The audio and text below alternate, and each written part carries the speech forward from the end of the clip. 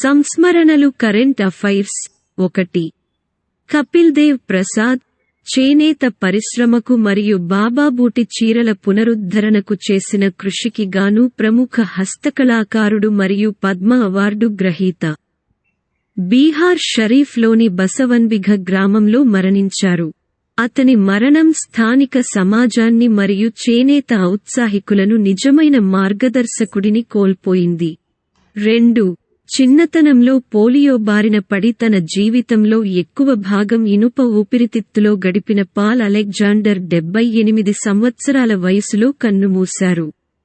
మెడ నుండి క్రిందికి పక్షవాతానికి గురైనప్పటికీ అలెగ్జాండర్ యొక్క స్థితిస్థాపకత మరియు సంకల్పం అతని శారీరక పరిమితులను ధిక్కరించే మైలురాళ్లను సాధించి స్ఫూర్తిదాయక వ్యక్తిగా మారేలా చేసింది. 3. భారత నావికాదళ మాజీ చీఫ్ ఆఫ్ నేవల్ స్టాఫ్ 1990 నుండి 1993, అడ్మిరల్ లక్ష్మీనారాయణ రామ్దాస్ 90 సంవత్సరాల వయస్సులో మార్చి 15 ఉదయం తెలంగాణలోని సికింద్రాబాద్లోని మిలిటరీ ఆసుపత్రిలో ప్రశాంతంగా తుది శ్వాస విడిచారు. 4. ప్రముఖ రవీంద్ర సంగీత గాయకుడు సాది మొహమ్మద్ 70 ఏళ్ల వయసులో కన్నుమూశారు. ఆయన మరణం దేశ సాంస్కృతిక రంగంలో విషాద ఛాయలు అలుముకున్నాయి. 5. షెడ్యూల్డ్ కులాలు మరియు షెడ్యూల్డ్ తెగల జాతీయ కమిషన్ మాజీ సభ్యుడు మరియు లడఖ్కు చెందిన ప్రముఖ బౌద్ధ సన్యాసి లామా లోబ్జాంగ్గా ప్రసిద్ధి చెందారు. ఈ ఉదయం న్యూఢిల్లీలోని తన నివాసంలో కన్నుమూశారు. ఆయనకు 94 ఏళ్లు.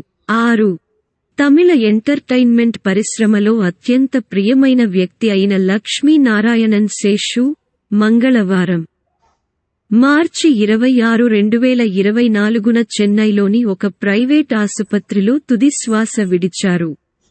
లొల్లు సభా శేషు అని ముద్దుగా పిలుచుకునే ఈ బహుముఖ నటుడు దురదృష్టవశాత్తు మరణించే సమయానికి 60 ఏళ్లు. 7.